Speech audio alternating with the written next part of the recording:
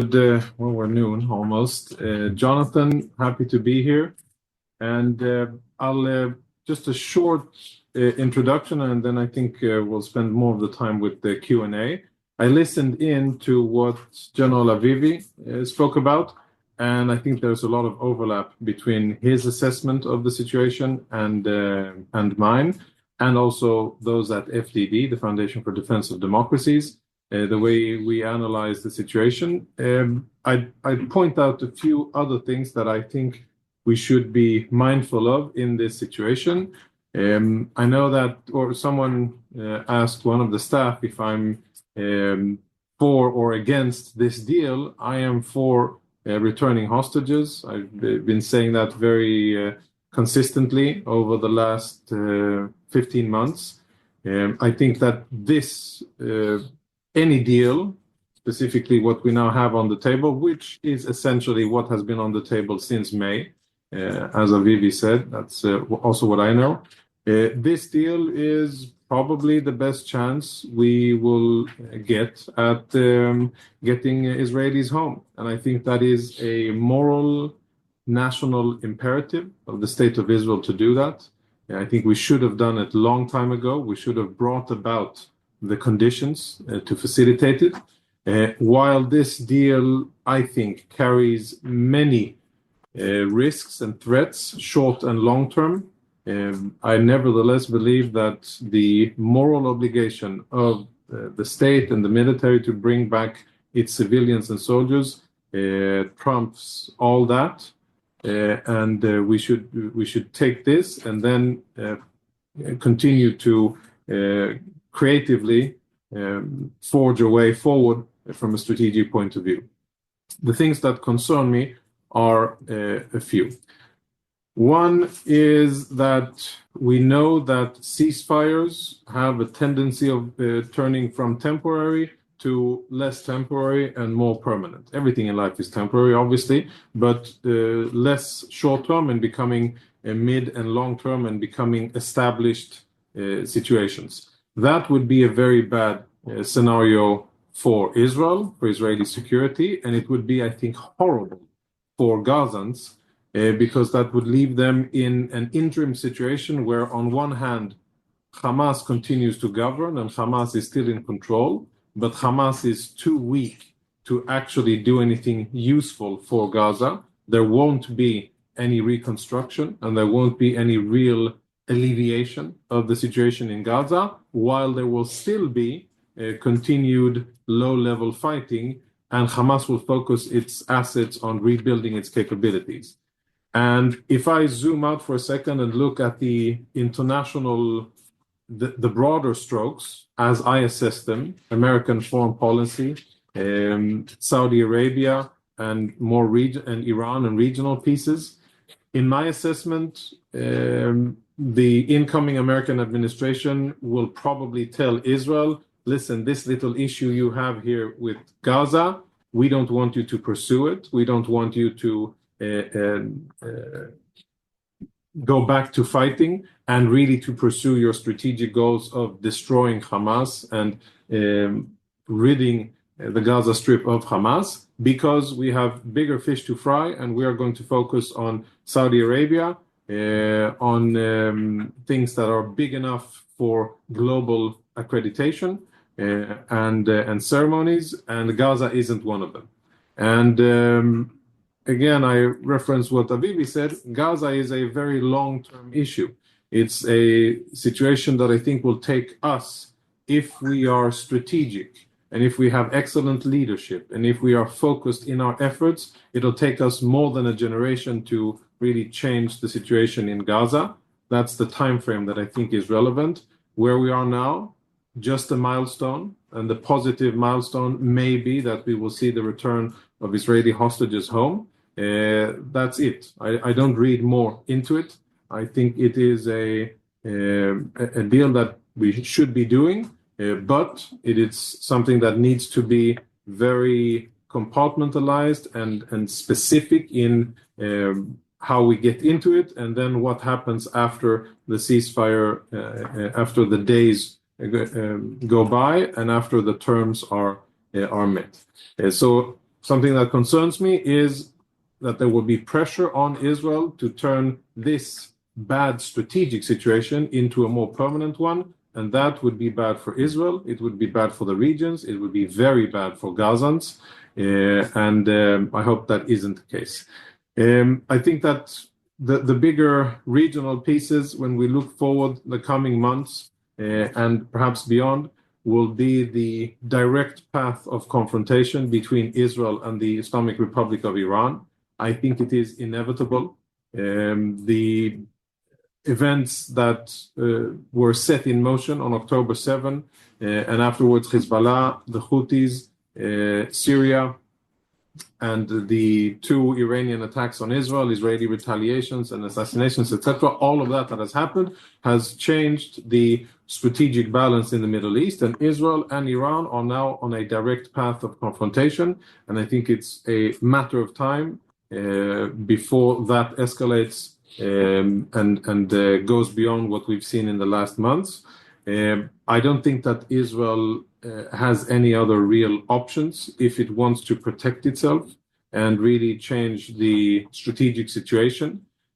I believe that this is now a time of opportunity for Israel to change the balance and to apply much more pressure on the Iranian regime. The aim, obviously, long-term goal should be to force the Iranian regime to rethink their strategy, which is the indirect approach that the Iranians are taking of building that ring of fire around Israel, which for about 15, 20 years was very successful from an Iranian point of view.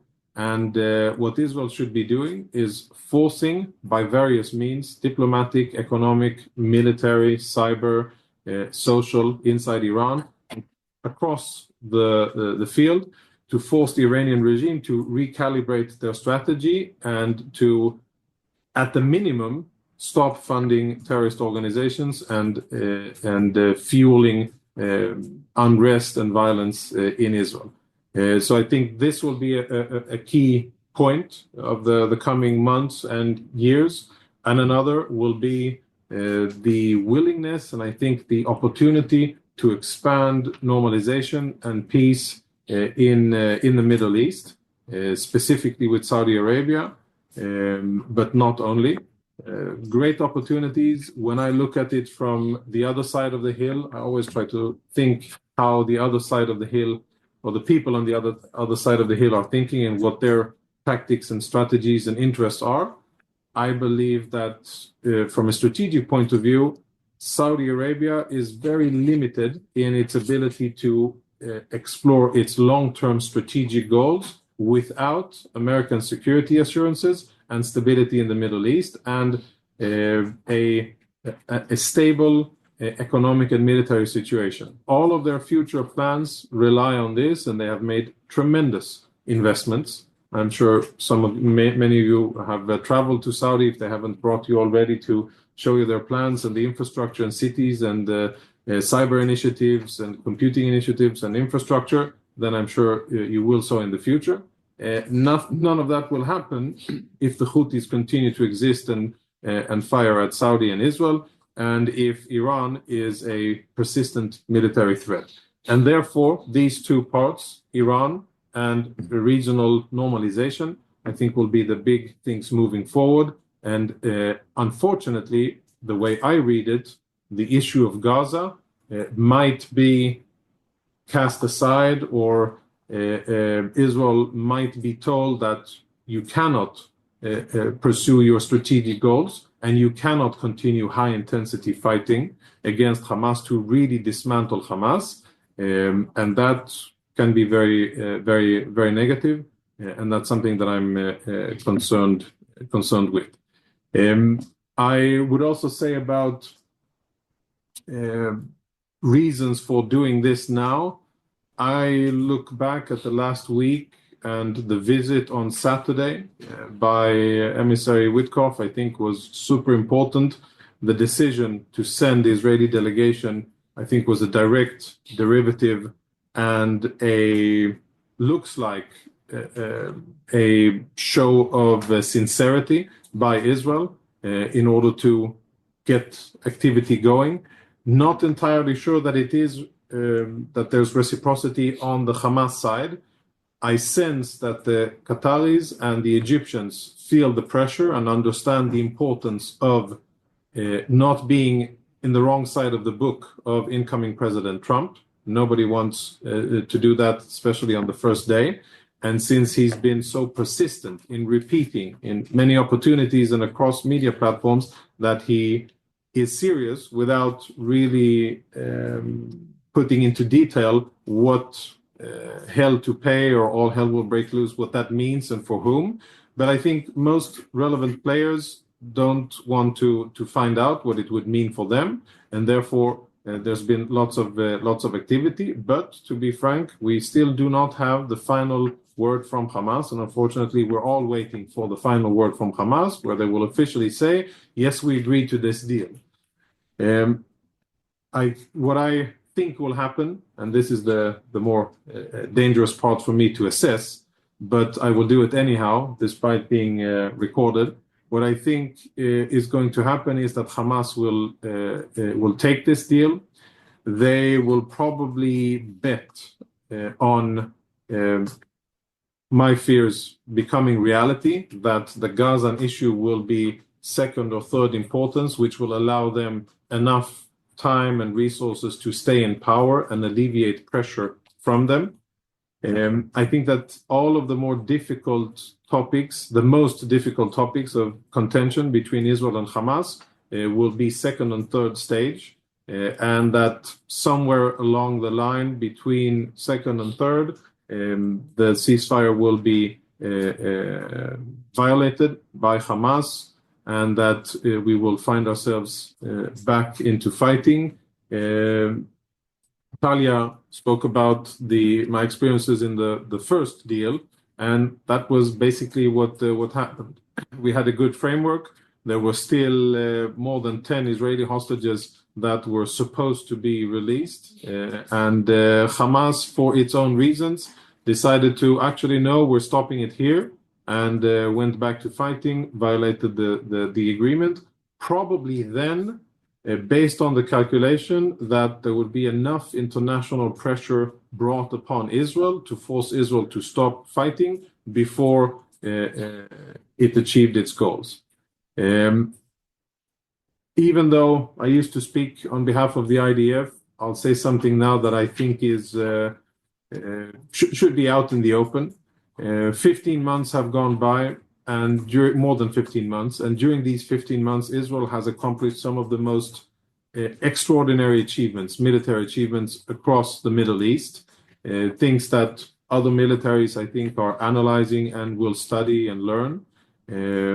Targeted assassinations, technological tools used, and I think dismantling of most of Hezbollah's military capabilities. That's great and tremendous. But the contrast between those achievements and not being able to get our hostages back, to me, is it's a disparity that I struggle to understand, and I struggle to be able to explain in military terms. How can that be? That we were not able to, or that we haven't used military force tactically on ground and below ground in order to get our people back. And I think a lot of it has to do with the balance or the tension of decision making in Israel between military, political, and society, leaders of society and civil society. Honestly, I don't think that in the first months of the war, the Israeli military and political establishment was focused on getting the hostages back. And I think that from the beginning, the vector with which we approached this topic was the wrong one. It wasn't prioritized, in my mind, enough to collect intelligence, to generate friction, to apply pressure, and to get the hostages back by using military means. Yes, Israeli commandos and Shabak and others have done terrific raids, and we've been able to rescue 8 live Israelis and almost the same amount of, unfortunately, of dead, murdered Israelis that have been brought back, at least for burial. But all in all, it is a military and political failure. And I think that backdrop is why I support this specific deal, because I don't see us getting our hostages back in any other way, which I think is not the way it's supposed to be. I think this should have been prioritized differently, and I think that with our military capabilities, we should have been able to get them back, but we haven't been, and therefore we find ourselves in this tense and unfavorable strategic situation. Last remark before questions. I think the situation in Gaza, many have asked, okay, so what's the solution? I heard what Avivi said, and I've listened to others.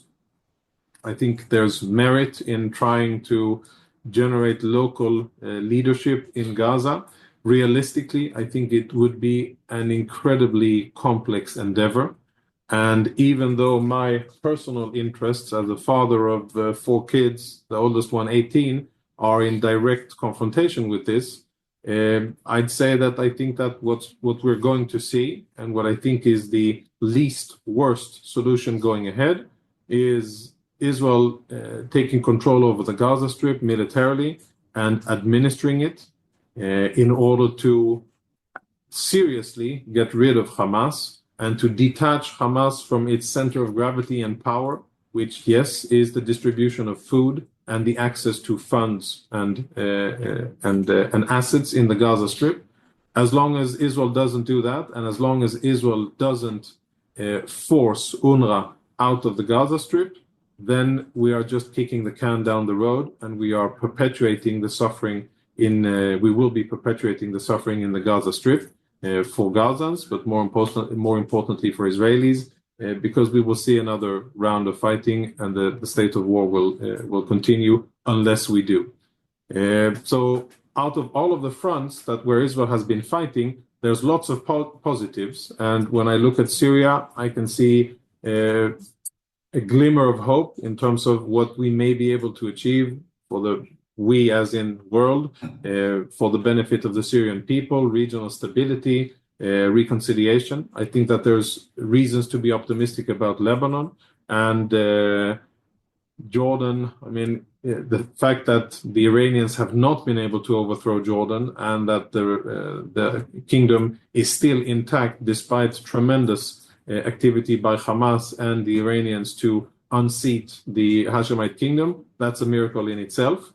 And with regards to Iran and Saudi, so there's lots of positives. The darkest spot in my regional assessment of what's going on is Gaza, where I don't see any good long-term solutions, but a long road ahead of fighting and suffering. The best would be, of course, for Hamas to be ousted by the Palestinians themselves and relegated to either jails or death, but don't necessarily see that happening. Yes, ma'am. Fabiana Magri, La Stampa, Italy. Thank you for this. Buongiorno. Buongiorno. Do you think that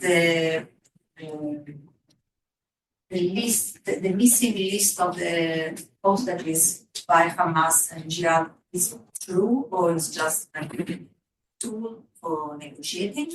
And if it's true, can it be one of the reasons why also the army have difficulties in rescuing hostages? And what would have done differently if it were for you in order to rescue more hostages with military operations? Yeah. So the biggest deficit or shortcoming, the way I see it going back, Hamas's build-up of power and their planning of October 7, and then the execution of the attack on Israel on October 7. Our biggest shortcoming, we had many, but the biggest one was intel and our lack of penetration, to use military words, into Hamas, access to their command and control, access to their planning, logistics, etc. We simply were in the dark.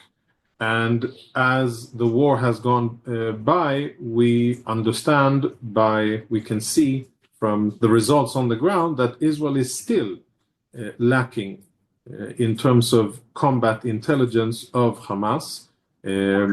Otherwise, there's no real explanation as to 15 months have gone by, more than 15 months, and Israeli troops have been operating all across the Gaza Strip.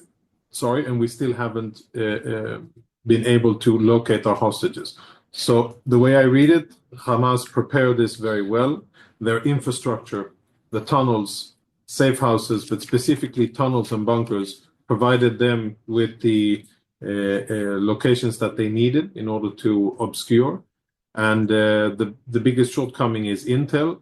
To answer the part of what I think should have been done differently, I think at the strategic level, at the political and strategic military level, in the first months of the war, that should have been a primary focus. Not only going in, dismantling Hamas and punishing Hamas for their atrocious activities against Israelis, but actually focusing intel resources in a much more substantial way in getting hostages back. I think that based on the actions, when you compare statements to reality afterwards, most of what Hamas and Islamic Jihad have said has been confirmed as untrue. So my assessment is, and this can be proven wrong afterwards with the benefit of hindsight, but the way I see it, it has been mostly about manipulation and psychological warfare. We've had, official press releases, both of Islamic Jihad and of Hamas, that specific Israeli hostages named were killed allegedly by Israeli bombings, only to find them alive and return to Israel afterwards. Or we know from the analysis of Israeli corpses that they were alive for many, many months and then were killed afterwards, executed afterwards by Hamas, and they were reportedly killed before by Israeli bombings, which was just propaganda. So I attach very limited credibility to the communications of Islamic Jihad and Hamas. It's much more about negotiations and applying pressure. And that I think answered the three of the questions. Other questions from the floor, Ricky? Yeah, you spoke about the danger that the world will focus on regional agreements like with the Saudis, and that pressure will be increased on Israel not to restart military activities in Gaza after the ceasefire.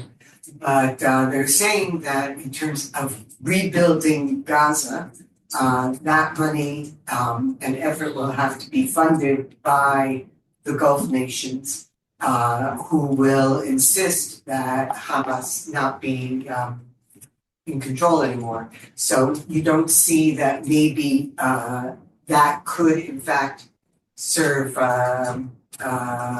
Israel's interest, that Hamas would be gotten rid of as part of the rebuilding process? So the wrench in the wheels in that scenario is the Palestinian Authority, because I think the Saudis and Gulf states, even though the Gulf states the leadership has tremendous animosity towards the Palestinian Authority, its leader, its 20th year in a four-year term, Mahmoud Abbas, and there's no appreciation at all, and I agree with that, on behalf of Gulf state leadership towards the Palestinian Authority, but they want to tick the box, at least officially, about Palestinian statehood. And what I think can foil what you say, and I agree with the details of this being a possible future positive development, would be the insistence of having the Palestinian Authority assume control over Gaza as well, which is something that I think Israel will oppose very strongly, because that would be, I think, really a strategic setback for Israel to have that happen as a result of October 7. Israel has a lot of issues with the Palestinian Authority. We share some common goals, common enemies, the Iranians, but many strategic differences.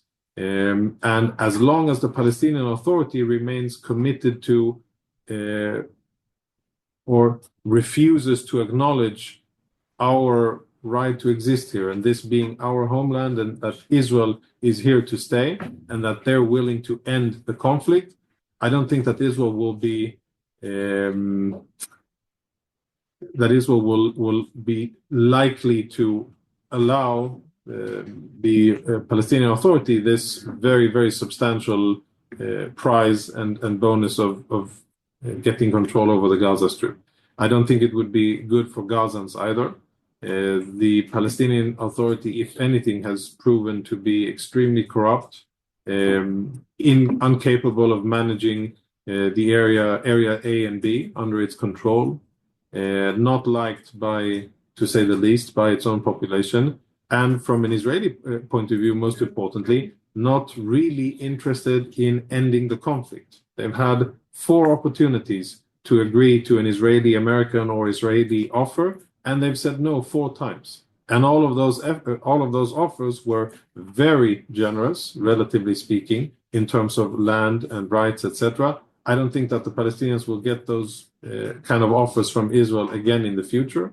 98% of the land, part of Jerusalem, partial return of Palestinians from abroad, things that today, to me, seem fictional. But even to that, the Palestinians have said no to.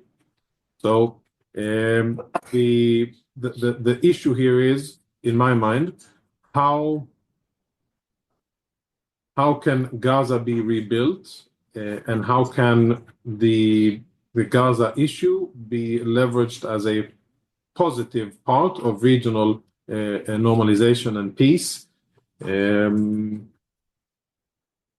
I hope that the Saudis and the Gulf states will be flexible enough to allow such a solution, but I'm not overly hopeful, because I think there's a limit to how much they can be perceived by their domestic audiences, and specifically in Saudi, that's very important, how they can be perceived at accommodating Israeli strategic objectives as opposed to Palestinian statehood and self-governance in Gaza. Any more questions from the table? Okay, we have a few minutes left, and there are 2 questions that came in over Zoom. Both have to do with the international organizations, which I'm sure you're very familiar with, given your history. One is about you mentioned the issue of the day after, and what we're going to see there, and what we'd like to see there. And so the question was what role, if at all, international organizations would play, of course, given everything that's happened with UNRWA of late, and what the alternative is. And the second question has to do with the actual operational side of the implementation of the hostage deal, if it happens, in terms of the handover between the Red Cross and the IDF. If you can share any information to that end, how that works, what is the level of cooperation, if at all, and how that might look on the ground. Yeah. So looking ahead and analyzing the tremendous destruction in Gaza, infrastructure, housing, everything, obviously there will be a tremendous need for everything to come in and for massive efforts to be done, including by various international aid organizations, UN and non-UN organizations from various countries. I think that most of these organizations will have a positive role to play, and I think Israel will cooperate with and try to facilitate the work of and support and get assistance by these organizations. I specifically named UNRWA because I think UNRWA, in my mind, is poison. It is poison against Palestinians. It's poison against Israelis. It is part of the problem, not part of any future solution. And if UNRWA is allowed to continue to operate, then under the pretense of providing humanitarian aid, then that will be another indicator that we are just kicking the can down the road and for sure buying ourselves more suffering, radicalization, support of terror, and front financing of Hamas in the future, which I think should be avoided.